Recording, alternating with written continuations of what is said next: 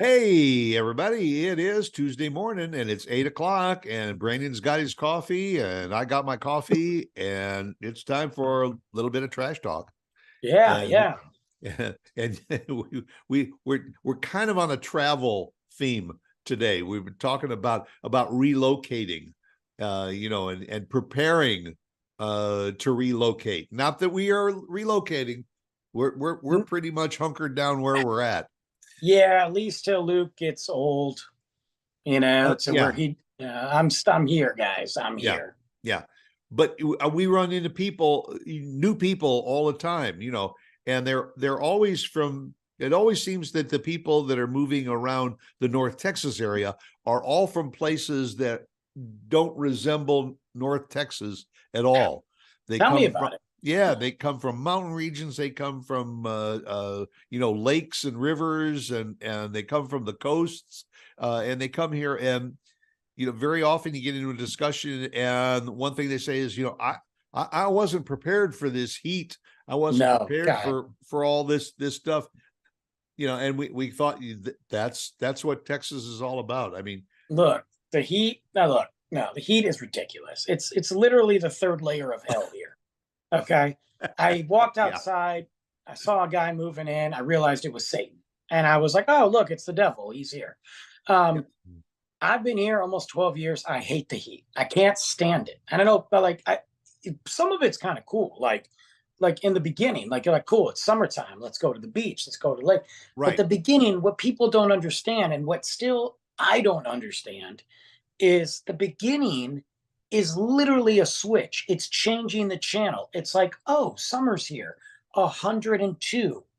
There you go. And I'm like, we weren't even in July, and right, we were hitting the hundreds. And not only were we hitting the hundreds, we are like 104 feels like 107, 107 feels like 115. And I'm like, dude, and the sun is just frying you. Like, just I and the it to me, it's the longevity of the heat. It's 10 o'clock at night and it's 92 degrees. Like, right. what is going on Yeah, here? yeah, I mean, you remember when we were growing up, the hottest part of the day was always like noon to 3. Yeah. And all, you'd get out of school, and then the temperature would start to drop. In Texas, the heat of the day is 3 until 6, which that means rush hour is always the hottest part of the day, and rush hour has got its own issues here anyway, but it is hot, it's humid out. You turn the radio on in your car and they're talking about, well, we're about 2 seconds away from the grid exploding. We're always 2 seconds away because, look, don't get me started, okay? Because uh, look, we had it This in is the the only place wintertime. I've ever lived where instead of fixing the problem, they notify you that the problem's coming, Yeah. and you should be prepared for Every time I go to pay my bill, I'm like, why am I paying my bill when right, you literally have this piece of crap, antiquated grid that you sit there know is garbage? You basically just did it to pay billions to your friends, and our grid collapses every 2 seconds. If the right. temperature gets hot, oh my God, the grid collapses. Cold, the grid collapses. And I'm like, you guys want to be independent? You don't even have electricity. Right. And by the way, my electricity went out 3 times this month. And all, is there a credit on my bill? No, No. no, but no. But but the like, and the other thing about the longevity of the heat is summer doesn't end. no, no, It no, doesn't no. end until like the middle of October. October if you're lucky. Yeah. Like, I went trick or treating with Luke and it was 70. I wanted to go out of my, like, I want it to be cool because look, you're wearing a costume anyway, but it doesn't got to be like Michigan cold. It just needs to be cool. Right. Nah. And then it goes from like, hey, here's your weekend of fall, to just kidding. Tomorrow's going to be 20 degrees out. That's Welcome right. to winter. Yes. And and they do not have salt trucks here. It when the temperatures drop, or it'll rain the day before it drops into the upper 20s, and so that everything becomes a sheet of ice. Oh my, don't get me started on this. Yeah. Don't get And then the reverse into the springtime and everything. It's still cold in March and sometimes April. And then all of a sudden it pops up into the upper 80s. Well, yeah, like, and I've argued with people that I'm like, y'all need to just get like 2 salt trucks. And people are like, well, you don't understand. See, it doesn't happen very often. Bull crap. I've been here 12 years Yeah. and it's happened like 3 times a year. If you at least buy a couple salt trucks for the major metropolitan areas, instead of shutting the entire city down and using millions in revenue and losing all that taxes, you could actually have saved money.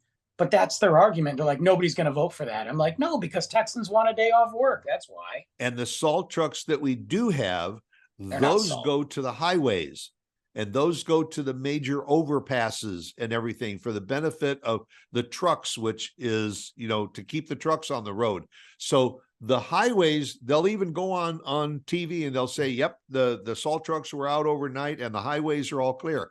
Problem is, you can't get to the highways.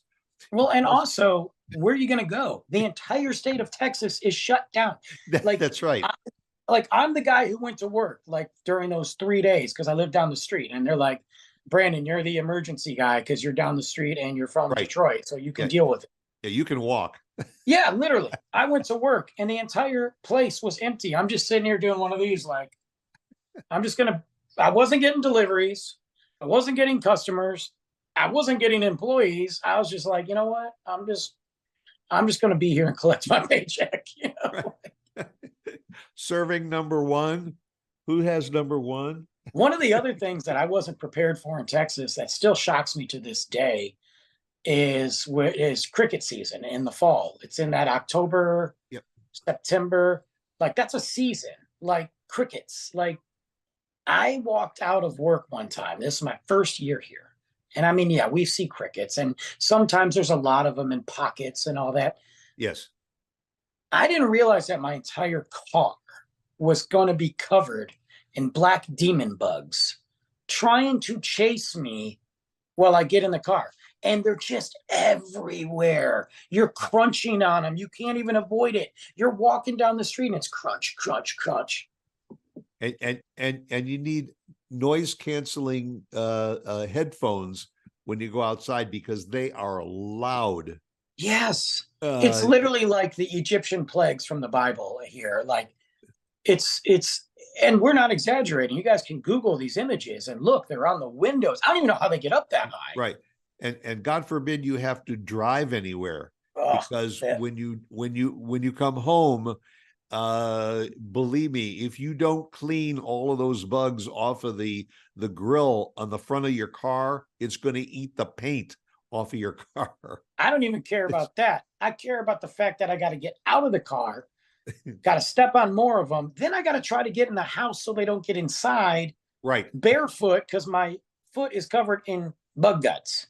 Yes. Like, and then where do the bug guts that were on the bottom of your shoes? So gross. Now they're on your carpet or on your floor. So gross. And it's a short season, but I'm not used to that. And the other thing I wasn't used to either is the birds.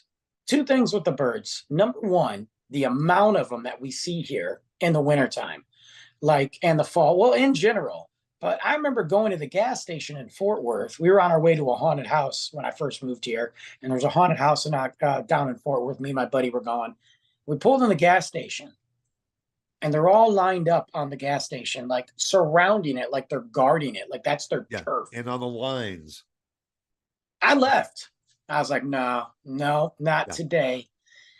And it didn't dawn on me, because I'm an idiot. It didn't dawn on me that, well, they fly south for the winter. This is as far south as they need to go. So they just hang out here. Yeah. They just chill. They just chill here. And then some of them take a pit stop on the way to Mexico.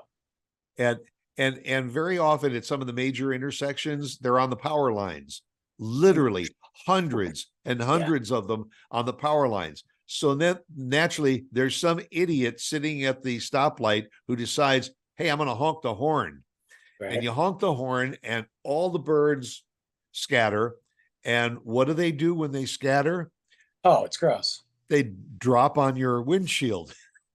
Well, it's worse when you honk the horn and they don't move and they just stare. And I'm like, yeah. Yeah. The other thing too is birds don't sleep in Texas. They don't what? They don't sleep in Texas. They don't sleep. It could be No. 2 a.m. and there's a bird just going nuts outside. Like every time I walk outside, like at night, or I'm coming home somewhere, there are birds everywhere, so loud. Like back home in Michigan, birds went to bed. And then when the birds started chirping, it was time to get up. Like here, they just don't stop. Yeah, They're just everywhere. they were more courteous up north. Oh, it's ridiculous. We have a dove that's on our roof, and it sits on the chimney. You know, the chimneys have a cover, and it sits there, and every day at dinner time, that effing dove is sitting on top of my chimney, and it's calling for a mate. Just shoot it. Just shoot it. Just nobody cares. Nobody cares. And I'm thinking, this dove must be the ugliest damn dove in the world, because he can't seem to draw a mate, and he's got to be there day after day after day, you know. Or the female doves are all saying, don't go over by the Sax's house, because there's a real loser on his chimney. That's what I'm saying. Like, if he can't get one by now, what's his point? Just shoot him. Just get rid of him. I mean, who cares? Just get a slingshot so you're not making the neighbors mad. Pop him off. Feed him one of the coyotes. End his life. I don't know. You know, speaking of things that I still don't understand in Texas, but I'm okay. Like those are some of the negative things. These are the positives. I never understood Buc-ee's. You know, I never understood what Buc-ee's was. They're like, you got to go to Buc-ee's. It's this awesome gas station, and I'm like, it's an amusement park. It's a gas station. I'm like, I got to go to a gas station. Now I get it, because I've gone to gas stations across the, road trips that have some cool stuff. But I'm like, I remember going to my first Buc-ee's. I was mind blown, not just because of how many pumps they had, but when I walked in and I realized I was in a shopping mall, and I realized the food and the weird, strange Texas Buc-ee's gifts they had, but the also really cool. Look, my Buc-ee's hat. I mean, come on, you know? Yeah. I don't understand it, but I don't even care. It is heaven. But you see, Buc-ee's is to Texas what Disney World is to Florida. Yeah, and cheaper. I mean, you end up coming out. I mean, you end up dropping a hundo, even if before you fill up gas. But yeah, man, and you want to talk about amazing staff, cleanliness. There are bathrooms, guys. Look, if you've never been to Buc-ee's and you're traveling, yep, stop at Buc-ee's. And I don't care if there's one, because isn't there one in Florida now? Yeah. I think there's one on Highway 27. Yeah. So they look, Buc-ee's is a Texas thing. Texas, it'll always be Texas, regardless if they're in Florida. Go, if you're driving by and you're in Texas, hit a Buc-ee's. If you're only in Texas for a day, hit a Buc-ee's. Right. And when you go hungry, go with money, go with an empty tank of gas, and go ready to pee, because the bathrooms are amazing. I have walked into that bathroom and been like, it's so clean. It's nice. It smells good all the time. Yeah. The amount of stalls, you will never, ever have to wait in line. It's the best thing if you have a kid. You never have to wait in line, ever. It's epic. I didn't understand it. I love it now. And if you don't have to go, then go over to the soft drink area and get yourself a 48-ounce soft drink and everything, and drink that up, and then you'll be able to go before you leave Buc-ee's. Yes. Get yourself a 72-gallon cup of coffee for 79 cents. You need 2 people to carry it. You're right. And just drink it a little bit and go potty. It's amazing. But the other place too, and I might be partial, I didn't understand HEB.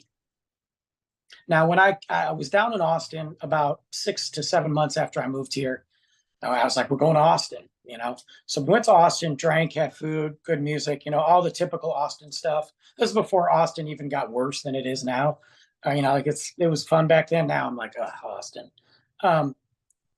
And they're like, "Oh, we're going to HEB," and I'm like, "Cool, what's that? Is that a bar? Like, let's go," you know? Right, right. And they're Yeah. like, "Oh, it's a grocery store," and I'm like, "Why?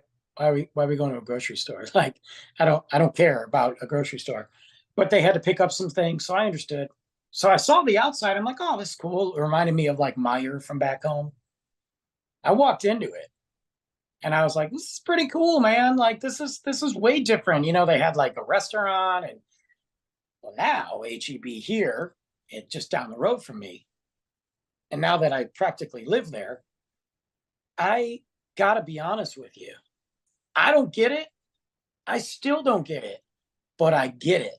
It is Yeah. amazing. The cool stuff you can find, the food, the beer and wine selection off the chart, the produce, the cool little like things that I've never seen anywhere. But most importantly, it's the level of service that makes you like, yeah, like I'm part, a customer is part of HEB. Like you get why it's really a cult. Like I'm pretty sure that we drink Kool-Aid as we walk in and it's a cult, but it is an amazing, it's not just a grocery store. And the only way to explain it is just to go spend a day there.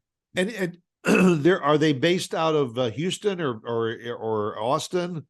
Well, Where are they're they down based? there. I mean, like, yeah, San Antonio. And I mean, let's And not forget there's HEBs in Mexico too. So, you know, and but it's been a Texas thing, but really a Southern Texas thing until the last year or two. They yeah. are exploding all over the state of Texas, Well, they and take their time. They take their they're time. not shy about opening up every 2 or 3 miles. They'll open Well, up one. they plan. The one thing I'll say about them is they don't just put one. They don't CVS the place. You know, they've planned for years. I mean, when they announced that the Frisco location was coming, that was almost 6 years ago that Yeah, they announced it, and they planned. And now, yeah, they've announced several. But if you look at where they're putting them strategically, it makes very good sense. I mean, you're talking over 400 stores. I mean, they're approaching probably closer to 500 in the next 5 years, and that's just Texas. right. They have said they are there to take care of Texas. They have no desire to leave, and quite frankly, there's so much in Texas they could put another 400 stores and be successful and never have to leave.